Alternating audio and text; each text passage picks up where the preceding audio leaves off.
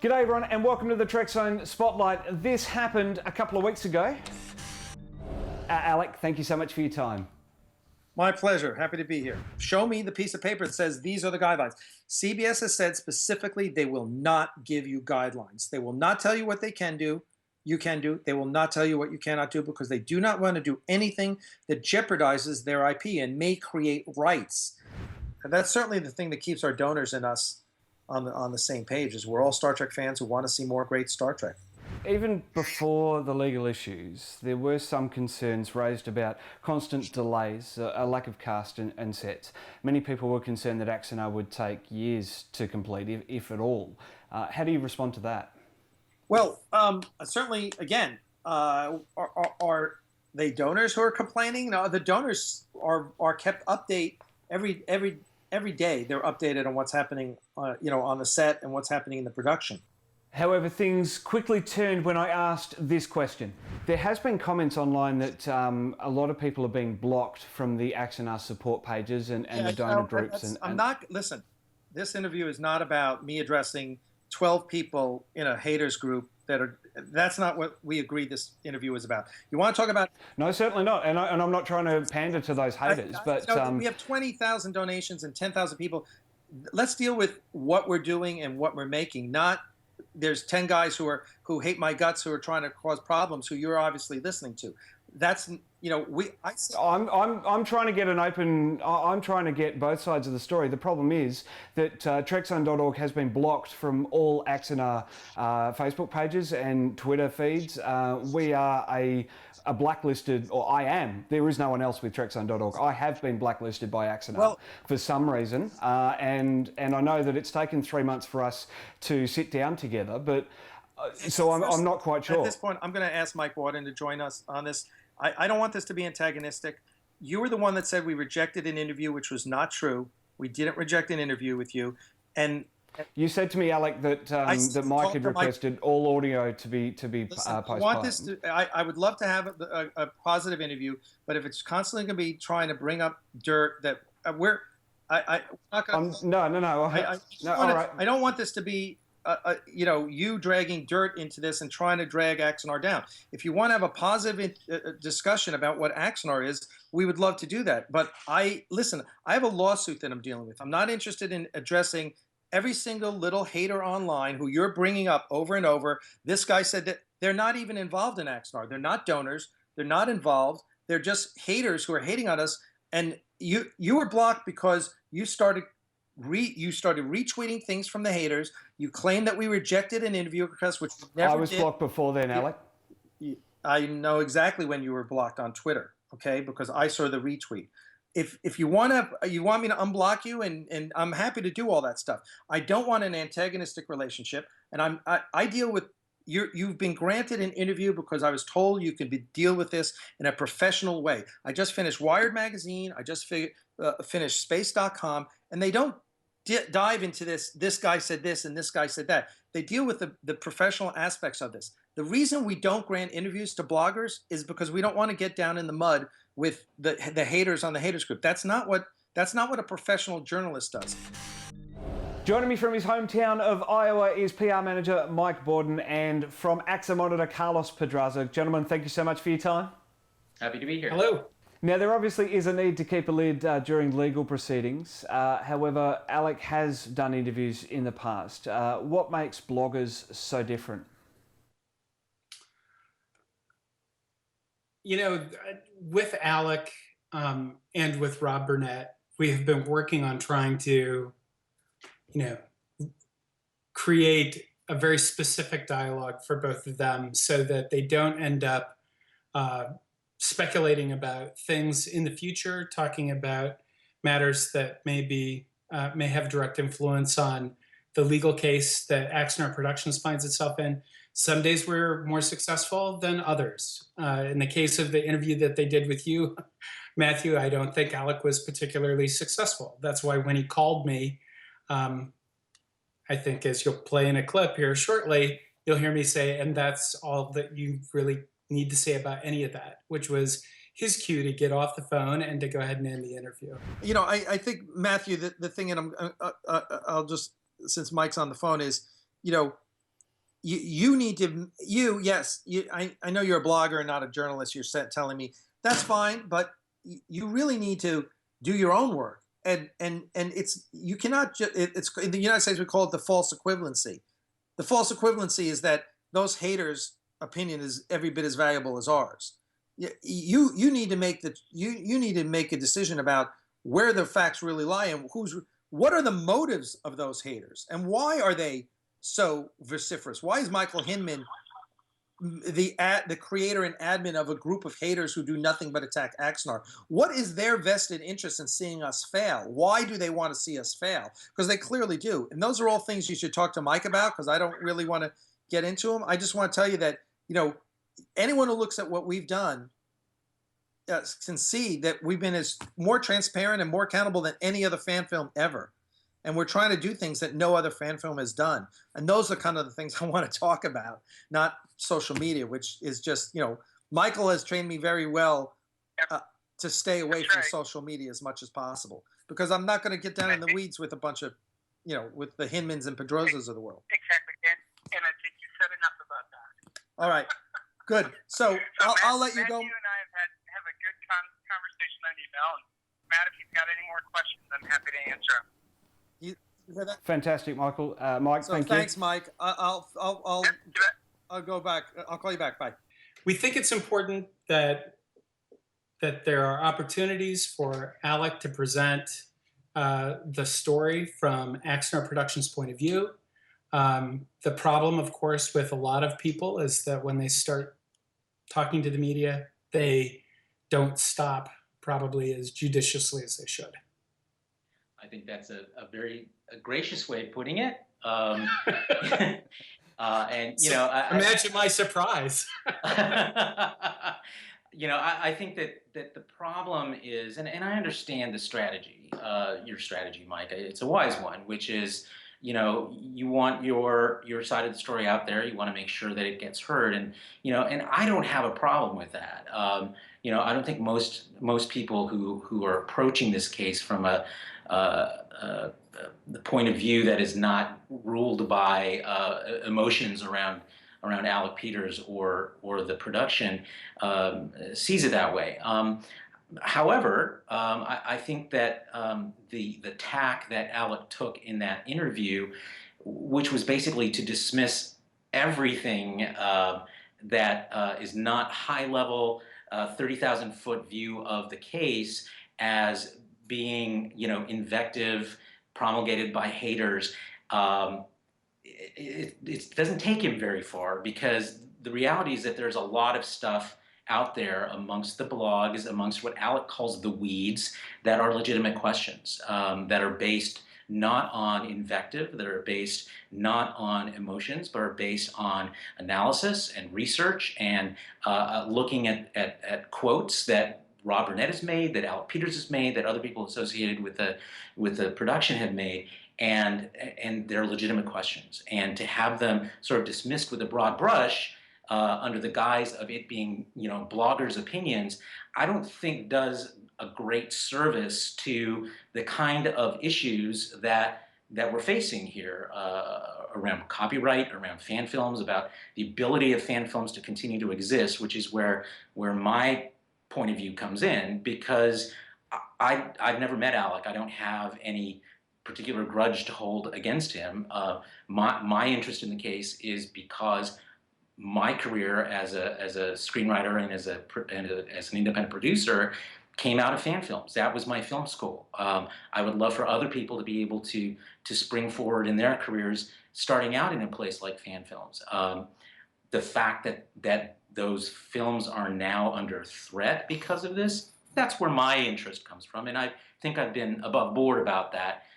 It's not about hating Alec Peters. It's not about hating Axanar. It's not about hating Prelude to Axanar, which I thought was a really great film. I've never had a problem with it on its merits as an artistic work. I haven't read the script. I've only read the descriptions of it, so I can't speculate as to what Axanar would have been. But that's where my interest is. It's and as a creator myself now, I do have a vested interest in what copyright, what happens with copyright, because I now create things and I would like to have my copyrights protected as well. So, so to have those legitimate points of view dismissed as hatred or trying to tear down Axanar is kind of a reductionist view that allows Alec to sidestep legitimate questions. I think the biggest thing too that I noticed was that it seems to be his go-to response. When he doesn't like a question, it's you're a hater. And I noticed that through the fact that he made a comment there in that clip that I played, which said that he basically, or he did say, that I was blocked on Twitter because I retweeted a supposed hater tweet. Mike, what do you think of that? Is that a legitimate go-to response? No, not at all. And I think that I think both of you guys know I'm not a big fan of using the term hater. I think that that's incendiary. I will say that when in the interactions that I've had, there's a good deal of a good deal of the resistance to Axanar Productions does stem from a dislike of Alec Peters and the way that he has treated people and the way that people have been treated on social media, and people who have asked some legitimate questions have been shut down. And I don't deny any of that. And I've had quite a few conversations with Alec about that and how that needs to change. And we've been able to make some progress at the edges, but not nearly as much progress as if it were my production from day one, we probably would be doing things differently. But Alec, has brought stuff into this that, as far as the history, that, we have to deal with, and we have to find a way to go ahead and work through that and make the changes that are necessary so that we can hopefully move ahead with honoring a commitment that's been made to all these backers who financially supported the idea of producing a story around Axanar. Now, exactly what shape that's going to take, we don't know. We won't know until either we sit down and are able to work things out with Paramount and CBS, or until the lawsuit is complete. So exactly where that takes us, we have some ideas as to where to go, but nothing's set in stone yet. But I acknowledge and agree with a great deal of what Carlos has said here with regard to, you can't be dismissive. And I think that one of the things that I realized as I was working with engaging people who were against the Axanar Productions project through Facebook and writing a couple blog posts is that I had let it get to me personally. And that's part of the reason why I chose to step away and give it some space, rather than to try to outshout 300 other people on social media, which won't work, especially when one of them is Michael Hinman, because that dude can yell at like 1,000 words a minute, and I can't compete with that. I've actually received 5 emails from him just in the last 15 minutes while we've been on air. I would imagine that we could do an hour and a half of questions from Michael, but I appreciate not going there right now. I believe he might actually be coming to Iowa to find you, Mike. What's that? I said, I think he might be coming to Iowa to find you. So just heads up. He's welcome, because you know what? It finally got above 40 degrees here. So I'm sure that he can leave his Caribbean lair and fly to the Midwest and come and see me. Anyway, but enough about that. I do think that I think that there's some issues that have to be addressed. We want to address them. We're working on trying to get to the point where we can answer some of the questions. Some of the good questions that are asked don't have answers right now.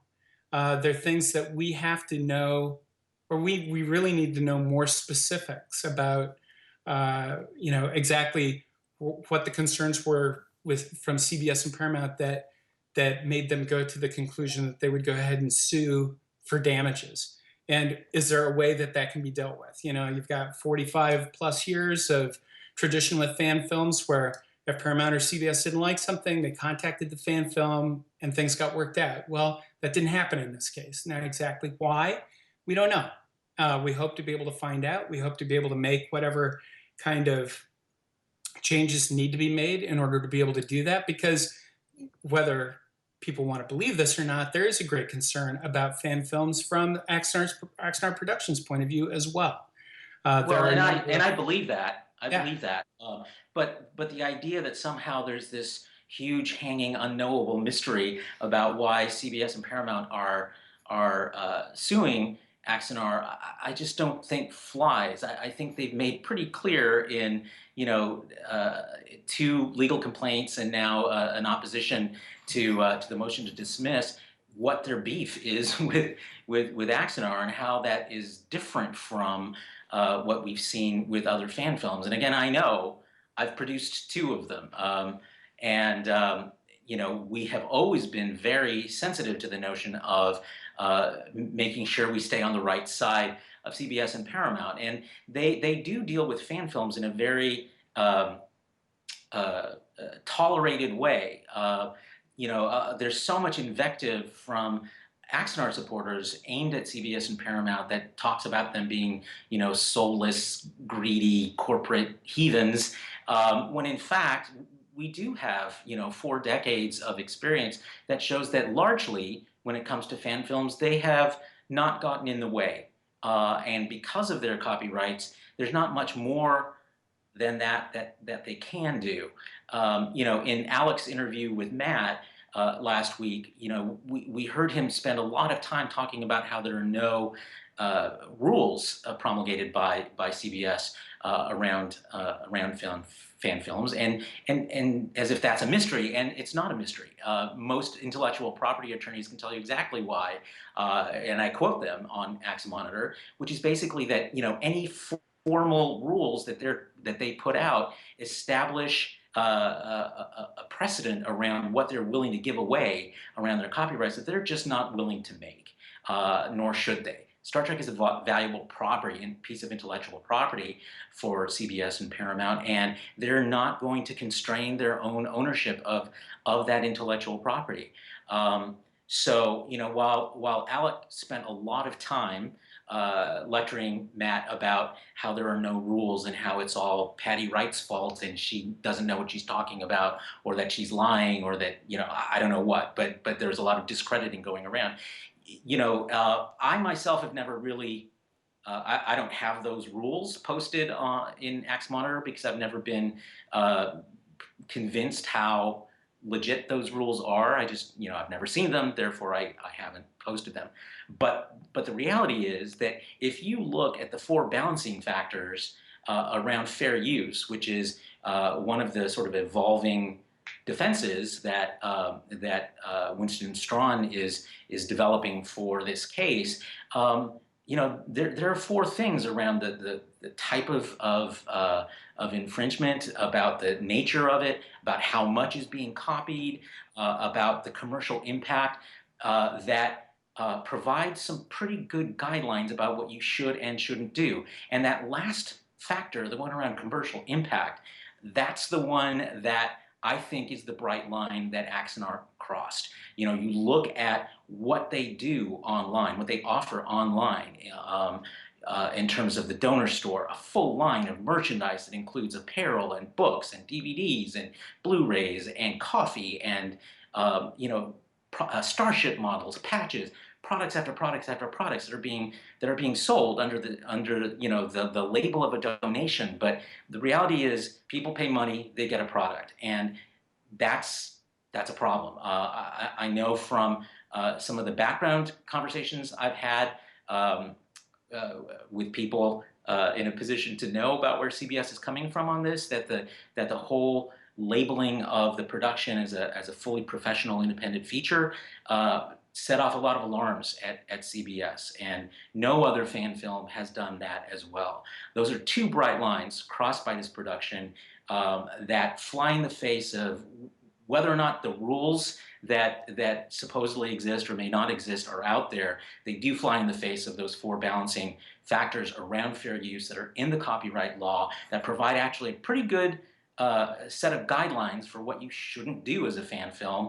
And you know, it was interesting to me that in the motion to dismiss, Erin Ranahan only mentions 3 of those factors. She left out the 4th one, which the Supreme Court has held is the most important, which is commercial impact. So again, it's one of those things that you know, the plaintiff's opposition to that motion to dismiss talks several times about the disingenuousness of that motion, and I think this is one of those areas where we see that, where we see discussion about fair use, but a very important factor of it is left out.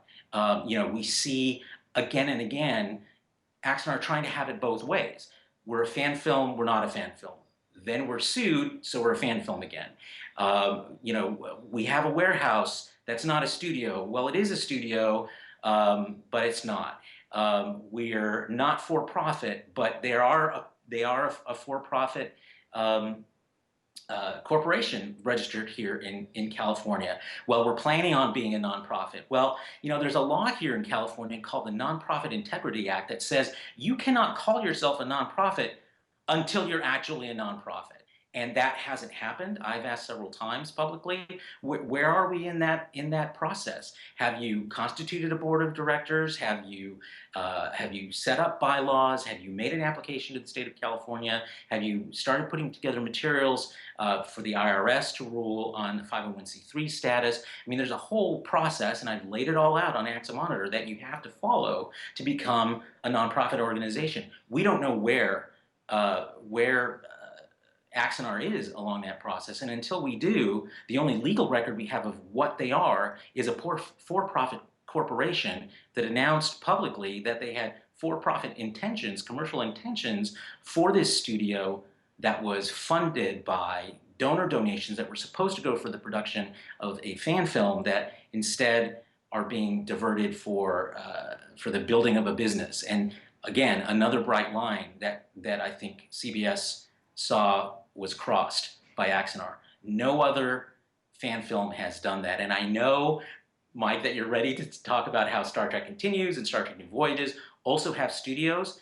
But again, as I point out on Axamonitor, the annual report written by Alec Peters himself says we're not like them because they have standing sets that are single, so those studios are single purpose only. They're only for making those fan films, whereas our studio does not have standing sets. They can be disassembled so we can rent out this studio and bring in revenue to support our company. So there's a big difference between the other fan film studios and Axanar studios, and it's disingenuous to claim all of a sudden when you're being sued that they're exactly the same when your own annual report says the exact opposite. It's interesting that annual report too was compiled by Alec rather than an accountant. But also too, Alec said last week that they were a month away from the 501(c)(3) status. Do you believe that, Carlos? Is there's going to be a longer process surely we're going to be it, and in a month it's happening. I've started 501c3s, and a big part of most of my career actually has been either working in the nonprofit sector or as a consultant to the nonprofit sector. 501c3 status doesn't just happen like that. It's right. At least a 3-month to 12-month process to happen. So I respect the fact, Mike, that it takes a while. I don't expect it to happen tomorrow. Very good points, Carlos. And I'm sure that it would come not as a surprise to you, but maybe as a point of frustration for many people who, are at odds with Alec and the Axanar Productions project, to find out that as I learn more and more of these things, I ask more and more questions, and things are going to have to change. Things have to change fundamentally, whether exactly where things stand on this nonprofit registration status is a big question that I have asked for clarification on. Michael Hinman emailed me, a few weeks ago, asking me exactly, when was the date that the first form that was required, I can't remember, 301 or something like that, was required. I asked and haven't received an answer back, and so I continue to ask so that we can get those kinds of answers. Me personally, I even wonder why Axanar Productions thinks it's necessary to be a nonprofit organization. I wondered the same thing. I mean, in having consulted with nonprofits, I'm sure that you and I have had similar experiences, Carlos. I've been on the board of a dozen different nonprofit organizations, and from my perspective, I'm not really sure what the advantages are for having Axanar Productions be a 501c3. You're not talking about asking for contributions of a size that's going to make it for a significant write-off for people. It's not a money-making operation, so income tax liability standpoint, there's some questions as to exactly what the benefit might be there. And so I'm asking some very fundamental questions, and things are going to change. And again, it will get back to, I think, some of the frustration that you expressed, Carlos, about how the story's one way and then it's another way. Some of these things come up because I'm listening to what you guys have to say, and I'm sharing that information back with the Axanar management team and saying, guys, what is our answer for this? Why don't we have a way of addressing perk fulfillment on this specific campaign where people are saying that they aren't receiving their stuff? And it's creating some interesting questions that have to be answered internally. I don't have answers now. When we have answers, we'll share those. Hopefully they'll be satisfactory to some. I'm sure with many people, they will not be. I've been hearing a lot of buzz from people who are wondering about perks, and I know there was a disclosure that about why perks are being delayed and so forth, and which actually makes sense to me. But then I look at the annual report, and there were $37,000 spent on perk fulfillment, and out of the both Prelude, no, I think it was just the Axanar Kickstarter. So the Prelude ones, I understand, have largely been fulfilled, but the Axanar Kickstarter perks have not been fulfilled, primarily because so many of them depend on the production of the film. So I get that. But if I can talk about that just for a second, because I think it's interesting. I was in Los Angeles in January, taking my youngest son on some college visits, and we stopped by the studio because I wanted to have a chance. I mean, I've only met Alec face to face a couple times, and wanted to kind of check things out and everything. And there literally are tables with envelopes full of patches, but they don't have addresses. And so it gets back to the question I had, which is why aren't we fulfilling these? And coming from a guy where my background is advertising and printing, I mean, one of my first clients was Republic Pictures. We did the home video catalog for them, and I know what it's like to go ahead and make sure orders are fulfilled and stuff gets out the door. It is I've got questions about that, and those are being answered. Diana's doing everything she can, but it's still not enough. We need to make sure that we get the addresses on the envelopes and get them out the door so that people at least have what we have done, But here's what I'm wondering that. And I think, almost everyone I know loves Diana. They respect how diligent she is, and how she's really being an advocate for donors who want their perks. I don't know of a person who's ever said anything bad about Diana ever.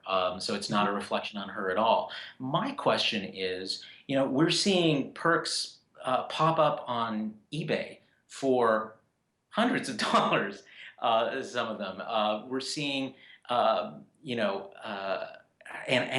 we know that $36,000 or $37,000 have been spent in perk fulfillment out of the Axanar Kickstarter, and I'm wondering how that can be when there's so many perks that haven't even been created yet. I checked on eBay. Charles Baxter emailed me and brought that to my attention, and I thanked him for that.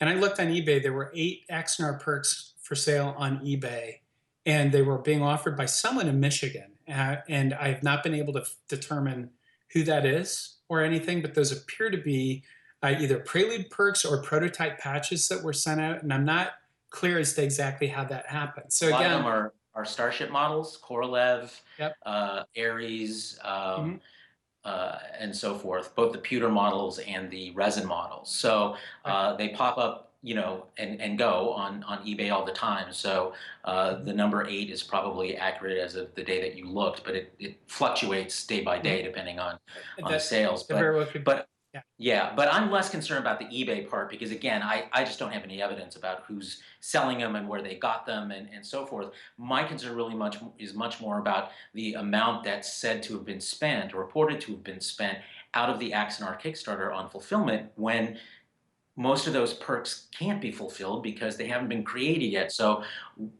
what was this money spent on? Was this actually a reflection of donor store purchases? Alec refused to account for the additional income that's come into Axanar from non-crowdfunding sources. We know that around $23,000 was raised between the end of the Prelude Kickstarter and Prelude finally being produced. $23,000. I don't know where that money came from. It's there in the report, but it obviously didn't come from Kickstarter because Kickstarter topped out at $101,000. Prelude cost $133,000 to fully produce. So there's a big gap there. I know nothing about. And then moving on to the Axanar Kickstarter. And you know what though, that's a great question because it's the same question that I was asking. And if you remember, we had our little conversation about the annual report in total. And again, it's one of those deals where I've run my own business for a number of years. I've been on a number of different business boards. The CEO of a company never prepares the annual report. And I think Matthew made a really great point. It's kind of like you should have an accountant that prepares the financials, and someone needs to look at them who is objective and impartial and asking questions and checking and asking questions like you're asking, Carlos, and saying, where did this money come from? Show me the audit trail. Show me where this stuff comes from before you issue anything labeled an annual report. And as I explained to Alec, when was it? 2 or 3 weeks ago, I said, there's a lot of detail in the annual report, but not a lot of information. And that's a problem. That is creating problems for us. This attempt, and I think it's, a case of the road to hell being paved with good intentions here. We have an attempt at transparency and an attempt to provide as much information as possible. But, if you're the guy running the operation and you're the guy preparing the annual report, you have some natural biases. There's some natural, there's shorthand that you use in your own head as you're keeping things organized and arranged. And if that's what you end up presenting as your annual report, it can be confusing. And so we've hired an accountant to sit down and take a look at 2014 and 2015 finances. And the next step on that is to take the accountant's work and give it to another objective set of eyes to look at and to start asking critical questions and to start asking to see evidence of this, that, or the other thing. Because that's very reassuring to hear. My concern is this, Carlos, is that in the annual report that Alec presented, there's no paid-in capital for the start of Axanar Productions. And you, having run your own business, I'm sure you know this. As an owner, you put your own skin in the game. Well, how much has Alec put in? And he's put in stuff. He just didn't write it in the annual report. And I told Alec, I said, dude, that's not helping your case any.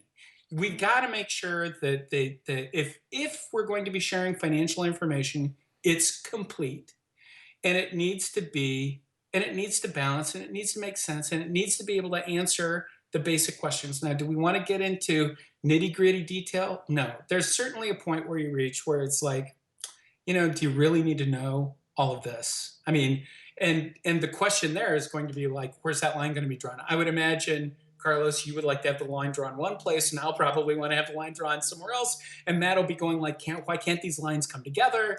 And we'll have to have these Skype conversations. I've been both a journalist and a producer of films, and I think you're right. Those lines can be two different places, but I can also see where they can come together. And I don't need to know how much specifically every single person made who was paid, but I do want to know how many of them were independent contractors? How many of them were employees? In independent film, there is a huge problem where people are mislabeled.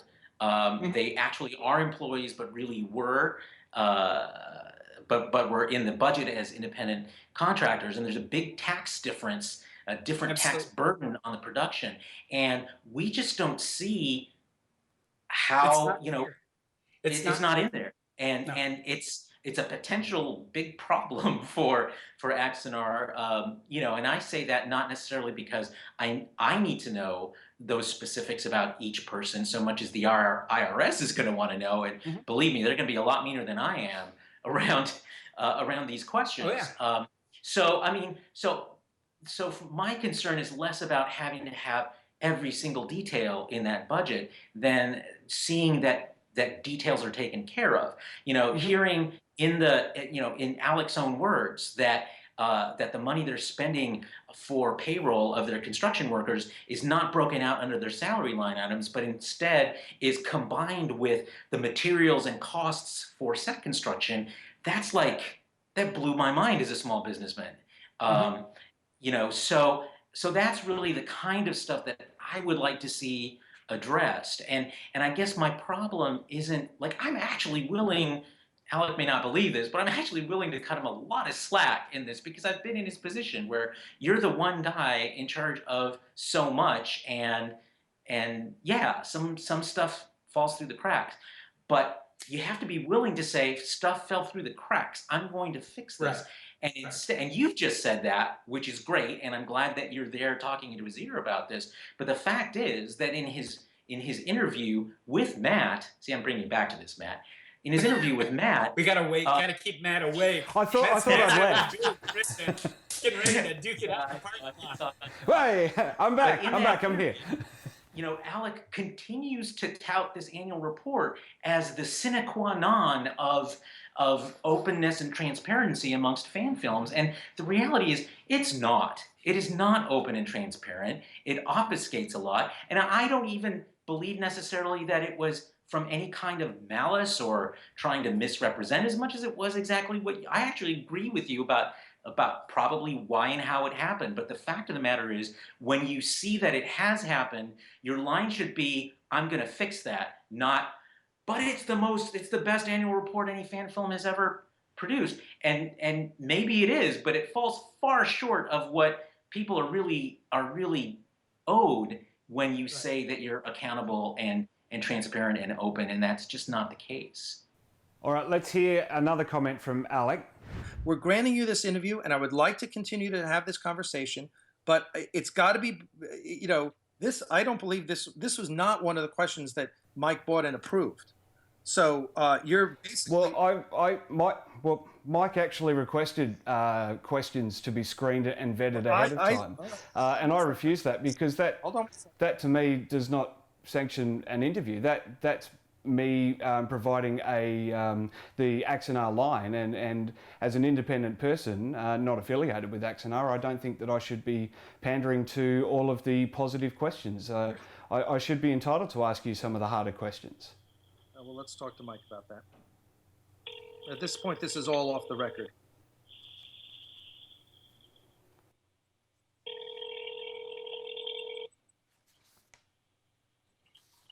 Hi, this is Mike Bawden. He's not available. We're gonna, I think we'll have to continue this at a later time.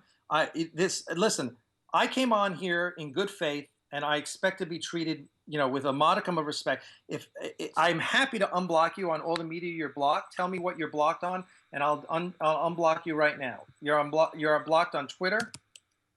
So firstly, I will admit that I was wrong there in the statements. Mike, you didn't request the interview, the questions ahead of time. I suggested that, but then decided against it because of the reasons I stated. Mike, do you think interviewers should provide a list of questions ahead of time? Do I think they should provide a list of questions ahead of time? The answer to that is no. I think the journalists ought to be able to ask the questions that they want to. I do think it's easier from a PR perspective to be able to prep a client if you have an idea of what the interviewer wants to ask questions about, though. I don't think that a good interview is always done on the fly with a client, with a spokesperson or a client who's not well prepared. to be able to talk about that. And in Alec's case in particular, I wanted to try to make sure that he knew the bounds of where you were going to be talking. Otherwise, we're going to get, unfiltered Alec, which might make for a couple great web hits and I'm sure gleeful discussion on certain Facebook pages.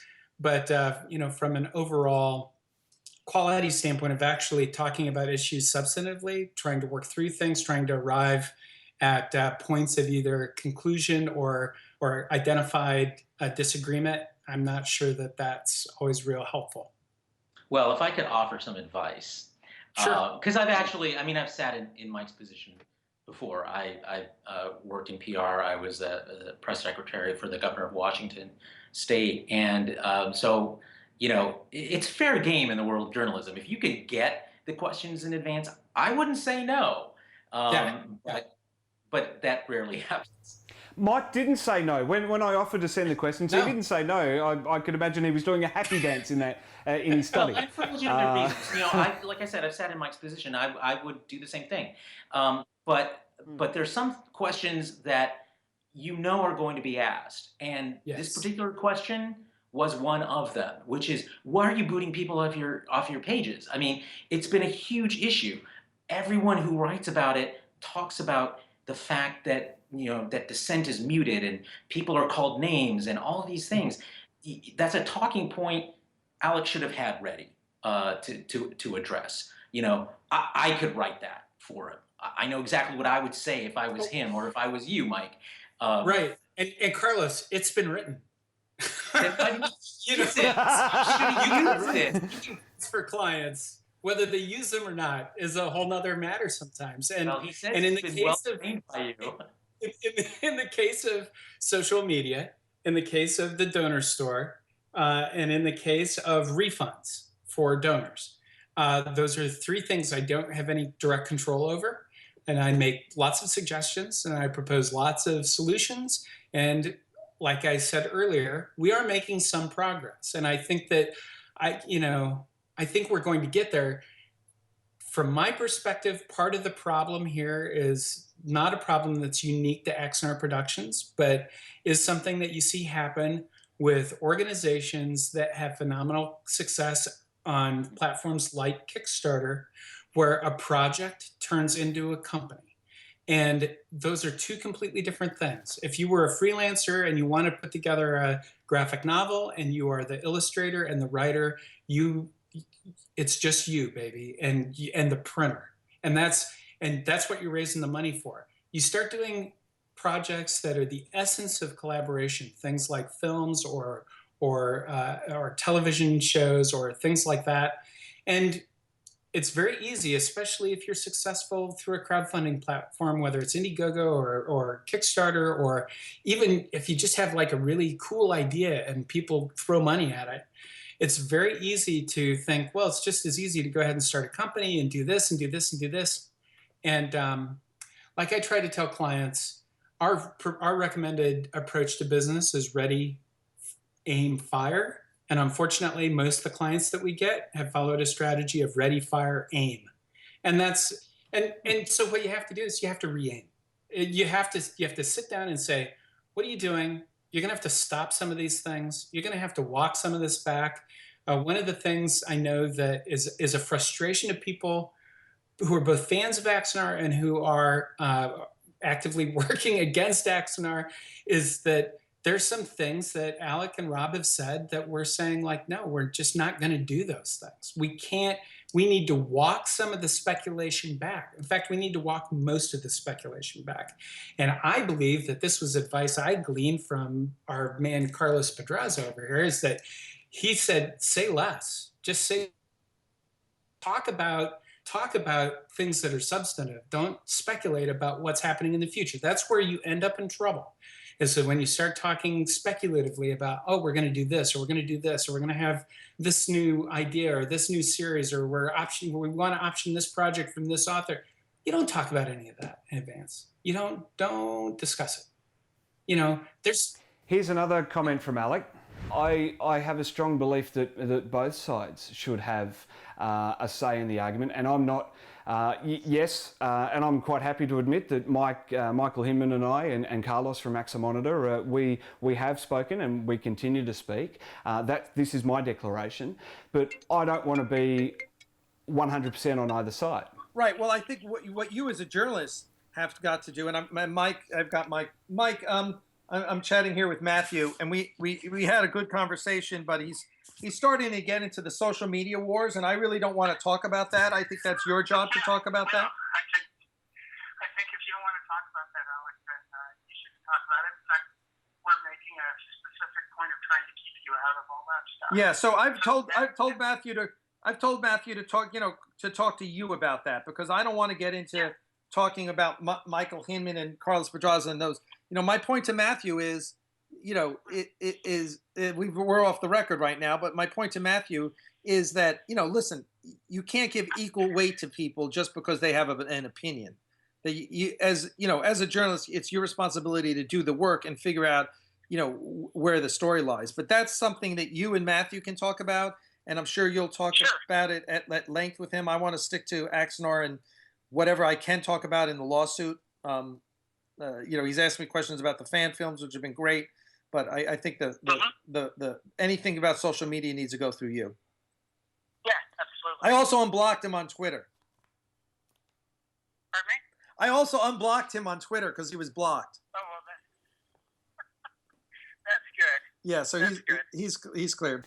So, Mike, you were on the phone for that comment. As a PR rep, do you believe that the so-called opinions expressed by Michael Hinman of 1701 News and Carlos are not based on fact? Do I believe they're not based on fact? No, I believe that there are facts behind every nugget of every question that's being asked about the Axanar project. I do think that there is, in many cases, there is additional emotion. Whether it's anger at Alec or dislike for the way that he operates, or other things like that infuse rhetoric into the questions or into the conversations that are not helpful. I do think that there's a small group of people that talk a lot, and it's kind of interesting when you take a look at the volume of conversation, for example, happening on the CBS Paramount versus Axanar discussion page, which is an open Facebook page, and which is a decision I strongly agree with. I think that kind of stuff these should be open pages, versus the Axanar fan page, which is a closed page. But there's 10 times as much posting and commenting going on the CBS Paramount versus Axanar page than there is on the Axanar page. And it's kind of interesting to note that a lot of the conversation on that CBS Paramount versus Axanar page is really kind of held among 20 to 25 people. And then there's good participation from probably half the folks that are members of that group, because I think it's about 320 people or something that are in that group. So there's good contributions, but again, a small group that's doing most of the talking. But you know what? There's a reason why they're talking. They have questions that need to be answered. Many of them share a real dislike for Alec that unfortunately makes it really exhausting to read and to try to participate in some of those conversations. It's the Wild West in there. It's a community page. It is not itself a news source. And that's why my earlier comments about how Alec has sort of grouped everything together that he doesn't like and calls it social media wars and therefore not worth his time to address is so disturbing, because the reality is, there's a number of posters in that group who don't like Alec, who say mean things about him, say unfair things about him. I've spoken out against that in that group, but I don't control it. But I speak out against it when I see it happen. But there are plenty of people in there who are probably amongst that group of 20, and you know who they are, Mike, you know, Jody Wheeler and Janet Gershon-Siegel and others who, you know, they're not really name calling. They're doing research and putting their own questions out there. And you know, in the case of Janet, she as a podcaster puts a lot of that stuff out through the G&T show, which is a well-respected Star Trek podcast that had formerly been a real supporter of Axanar, and then because of how Alec treated them, they're not so much anymore. You know, but even then, they don't just hurl invective. They ask questions and they point out contradictions and the things that people do when they care about an issue and are able to set aside their emotions. So yeah, that Facebook group it's a hive of lots of different kinds of opinions and emotions and personalities, and thank God pie. But all hail pie. All hail pie. So, but it itself is not a news source. It's just a forum for people to talk. But there are news sources. 1701 News is one of them. Axamonitor is one of them. The G&T show website and the podcast itself is one of them. And they're asked. Trekzone.org, of course. It's an upcoming website. I hear it's fantastic. The guy that runs it, absolutely amazing. But he's not drunk, right? Well, he's scoring all the great interviews. 3/4 of the time. Every time I edit that website, there's a gin and tonic nearby. You know, and so these are actual sources that are asking legitimate questions, and at some point they should be addressed. I'm glad to hear that you think they should be addressed too, Mike. It's really only in Axanar's best interest to eventually address them because we'll keep asking them, and we're going to keep turning up the volume, not because we hate Alec Peters or we hate Axanar, but because they're questions that aren't being answered, and the longer they're not answered, the worse it looks. And you know that too. So let's get to answering them. You know, I'm sure there are lots of legitimate answers to the questions I know I've asked. So let's get to those instead of. I'll tell you what. Then let's get those collected somewhere so that we agree as to what the questions are. Because when I went through back in early March, I went through the many of the questions that were posted on the CBS Paramount versus Axanar page and tried to identify questions, some of which were turned into the FAQ, some of which were, I don't know, not addressed. I would like to be able to go ahead and say, look, here are the questions that we really need to be able to provide solid answers to. So let's do that. I'm happy to do that. I'm happy to. My site breaks them down quite specifically. So I'm happy to send you the article links that post them, because I've tried to do a good job of gathering those and putting them together in some specific articles in order to. I would like to see. I would like to see us be able to try to balance things out a little bit more on Axamonitor, so that there's at least the Axanar perspective better represented than what you've had. Now, granted, no one's. I haven't sent you anything, and if I haven't sent you anything, I doubt anyone else has sent you anything to post on Axamonitor that would represent, you know, Axanar Productions' point of view.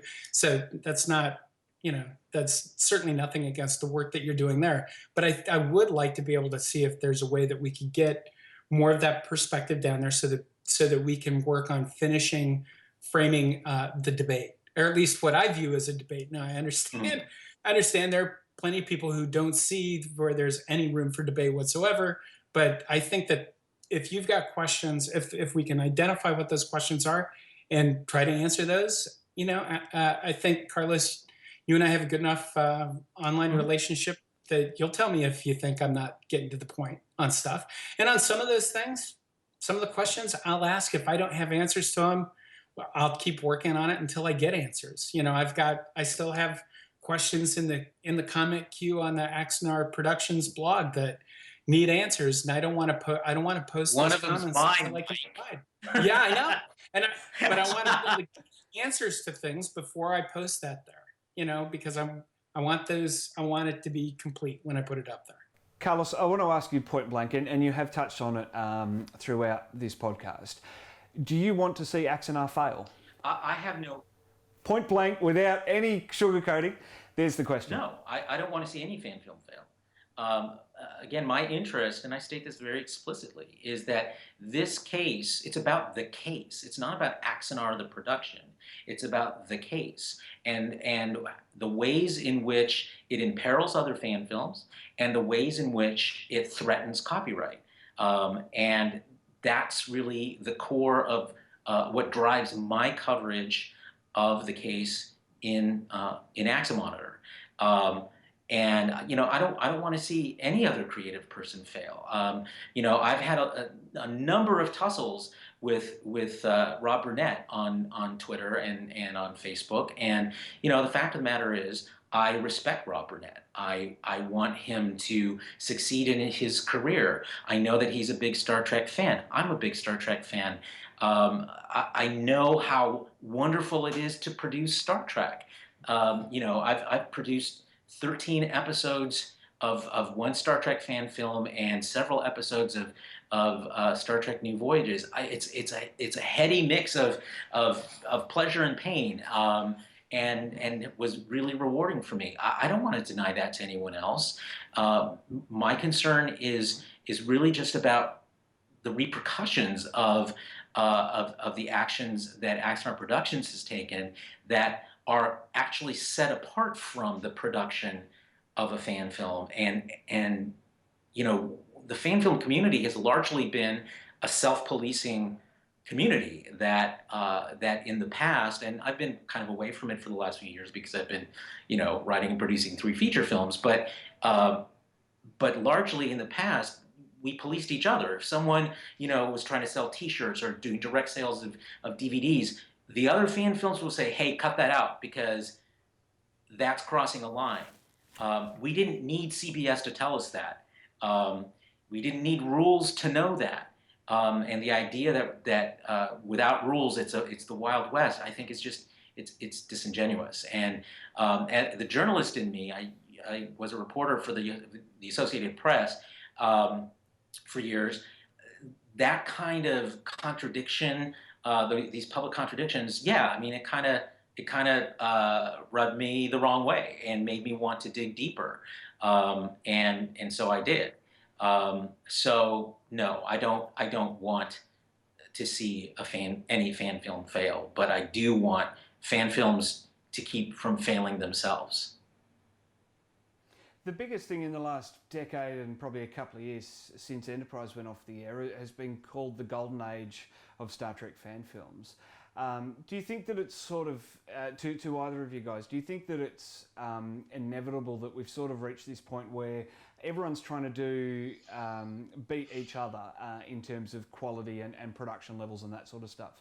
So the more fan films there are, the more new productions need to cut through and be recognised, and one of the big selling points of Axanar was that it was going to be really professional looking, and the sets were going to be fantastic, and it was going to be some top quality actors. Do you think that it's sort of the way that this age of fan films has taken us? I'd be very curious to hear what you think, Carlos, because I think I have a different opinion, but I bet we end up at about the same place. I suspect as well the same. Golden Age, in a lot of ways, what really triggered that golden age was the onset of crowdfunding. Crowdfunding opened up a new and frankly surprising way, from my perspective, for fan films to be able to get off the ground and be produced. I was a little amazed actually that CBS allowed crowdfunding to happen, and it has gone on for a while now. And unfortunately, I think what happened with Axanar was not that they raised too much money, but what they were then doing with that money. And my worry is that among the fallout of this case is that CBS and or Paramount may actually say, great, you want to make fan films, go ahead, but you can't use crowdfunding to do it. The golden age will be over at that point, because we're going to go back to where we were at the beginning of the century with productions like Star Trek Hidden Frontier, which I was a writer and producer for, where we did it out of the money that was in our pocket, and there wasn't a lot in there. Tommy Kraft's Star Trek Horizon is sort of a reminiscent of that, even though they did raise crowdfunding. Carlos brings up a really interesting point. From my perspective, this golden age of fan films is really sort of, I think, initiating a whole new era in content development especially for web-delivered video. And keep in mind now, a lot of people are watching web video on large screen, high-def television. So it's not little teeny YouTube viewers that we're watching this web video on now. Most of the work that I do is in the world of advertising and public relations, working with corporate clients and developing what we call native content, stories about real people doing real things.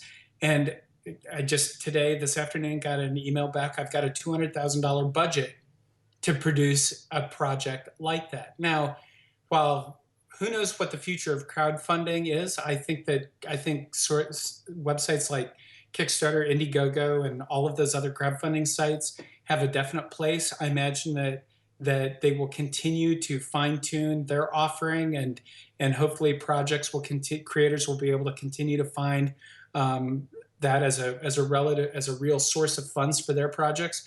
But if you take a look at the other money that's out there in the marketplace now and the need to tell stories, and then you compare that to what shows like Axanar, of what Axanar Productions is doing, what Star Trek New Voyages and Star Trek Continues, and so many of these other high-quality fan filmmakers are doing, you're starting to realize a production value and an ability to tell stories in a variety of lengths that just really has never existed before. I'm very excited about where this could go. And while I share Carlos's concern for the future of fan films, I think that the real opportunity long-term is that creators are going to look at what's able to be done for 1% of what a tentpole feature costs today. And they're going to realize that that becomes a much more attractive proposition to a prospective investor who may give you enough money to produce 5 films, hoping one of them hits, as opposed to trying to buy 1% of a significant independent film production or a significant studio production. So I think that it's a very interesting future ahead, and I think that what we're seeing with shows like Continues, with shows like New Voyages, shows like Axanar, hopefully if we're able to get through this lawsuit and continue production, I think you're seeing kind of the future of where this new wave of entertainment is going to come from. And I heartily agree. I mean, I've produced Carlos? 3 feature films, each of which had a significant crowdfunding component to them, and 2 of which were produced under the new media contract that SAG-AFTRA offers. So and as I mentioned, I come from fan films that had web distribution. So I definitely come from that same the same perspective that Mike comes from. The other issue though that I think Axanar had, and I want to be clear about this because again, I'm not an Axanar hater. I respect very much of what Alec Peters and the folks at Axanar have accomplished. They know how to run a crowdfunding campaign. They did a great job with it. They have raised more money than any other fan film ever has. I respect that. I think it's an achievement. My issue really comes around the accountability for that, and also, I mean, this notion that only donors count and then there's no public accountability to this, I think it's a bad direction to have your client take, Mike, because the public does have an interest in this. But even apart from that, I think that the mission creep that we saw in the project is really what I think has ended up causing real problems for it. In my analysis of the crowdfunding campaigns for Axanar, for Prelude, and for Axanar itself on Kickstarter, we don't have the Indiegogo data to be able to do a similar treatment. But you look at those graphs, and you literally can see the point in each campaign where they realized, holy crap, we're bringing a lot of money. We need to do something more and better. You know, I think, Mike, your own frequently asked questions says, with the enthusiasm behind Axanar telling us fans wanted to see something spectacular, the scope of the original production grew past the original budget level. And that's you know, we've seen this happen a lot on Kickstarter. You mentioned it yourself earlier with other Kickstarter campaigns, Mike. So, you know, that mission creep, and again, in those graphs, you literally see the point in which it happened, where the goals and the amount raised track in parallel, and then all of a sudden it's like it meets this inflection point where it's like, we've got a shit ton of money, and then all of a sudden the goals go like this, and the fundraising kind of goes like this, and then kind of flattens out. And so when you actually see that despite the amazing results of these crowdfunding campaigns, the goal is so much higher than what's been raised, and the spending is higher than what's been raised. And those are the kinds of red flags that, from a business perspective, as both a businessman and a journalist and a producer of independent films, is nothing but red flags. Yeah, and again, I would agree with Carlos. I mean, that's not anything that's very similar to the conversations I've had, and not just with Axanar Productions, but you find this is true especially with nonprofit corporations that may stumble into an endowment or may come across a big gift somewhere. You have mission creep. You have, all of a sudden, we're going to start doing this, and we're going to start doing this, and we're going to start doing this, and it turns out that they can't sustain it or they can't afford it. And the thing that's important, the prudent thing that has to be done, is you have to get back, refocus, get back to the things that matter, take another look at this promise that you made, whether in Axanar Productions' case, it's to 10,000 plus donors. The promise was, tell the story of Axanar. Now, how can we do that? Can we get to the point where we can make whatever changes need to be made in order to satisfy the concerns that are presented by CBS and Paramount and tell it? Or do we just need to say, or do we need to go pull the nuclear option? I think someone in the CBS Paramount versus Axanar page said maybe we just have to file all the serial numbers off and it's not even a Star Trek story. I don't know. What I do know is all the options are on the table. If we can get people to sit down and talk, then hopefully we'll have an idea of what needs to happen in order to make that happen. And given the money that's available, what can be done? And let's make sure that we're clear about that and that we tell people, give people a reasonable expectation of what can be done. That's really the only path out, at least as far as I can see. I'm certainly open to any suggestions that Carlos might have here on how that can be more effectively communicated. But things have to walk back. You know, we're going to have to take some steps back. We're going to have to tell people what they can really expect. Hopefully, once we've got an idea as to where things really are. Well, and I think the challenge that Axanar faces right now is less about its own content and more about the ticking clock. There's a couple of ticking clocks. One is about how much money they have in the bank. You have a burn rate of probably between $10,000 and $12,000 a month going out. That's just, the longer this drags on, that's money that's just essentially being flushed down the drain. You have the reality that of the money that you have to raise to even make the film, you've only brought in 44%, and that's only as of the end of last year, and 66% of it still needs to be raised. So that's one ticking clock. The other ticking clock, of course, is the lawsuit. And, you know, I know you've had an initial meeting with CBS around settlement. I don't know what the effects of that were, what the results of that were, and you may not be at liberty to talk about that, Mike. But I have it on good authority that that's happened. So I'm glad those conversations are happening. I hope that there's some room in there for something to happen, but the antagonistic nature, frankly, on both sides, is not helping the case. I would completely agree with that. And with regard to any kind of meeting held with CBS or Paramount, Carlos, you know very well, that's not even something that can be addressed.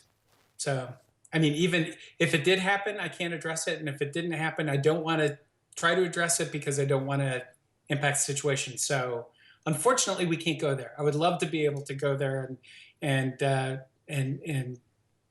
speculate as far as what might turn out. But you understand how that goes. But even That's on why a theoretical basis. To come clean, just so everyone knows, Carlos did email me. When was it? Sunday? They emailed or Saturday? Yeah, Sunday. And asked that question, and I even asked. I said, "What can I say about this?" And the answer was, "You can't know anything, and so you can't say anything." So I can't say anything. Well, it's turned into a feature-length chat. We had some technical difficulties at the beginning, but we sorted through them, and we had a fantastic chat. Mike, Carlos, thank you so much for your time. Okay, thank you, guys. Thanks, guys. Like, follow, subscribe to Trekzone.org on social media. Check them all out here. Sci-Fi Weekly is back next week on the road for 3 weeks. I can't wait to bring you that. Head on over to podcasts.trekzone.org for all of the latest releases. I'm Matt Miller. Thanks so much for watching this edition of the Trekzone Spotlight.